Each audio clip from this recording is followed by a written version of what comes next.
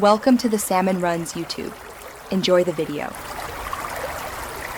You begin by opening Keynote and selecting a template that fits your goal.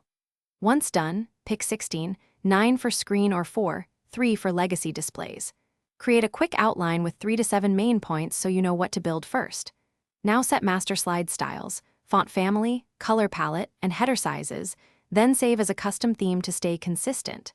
These first actionable steps make the rest faster and ensure your presentation feels intentional from slide 1. You now populate slides using master layouts to keep alignment perfect. Drag placeholders for title, body, images, and charts. Once placed, import media by dragging video, audio, or PNG. Make sure to compress files over 50 MB so playback stays smooth. For data, insert charts and label axes clearly.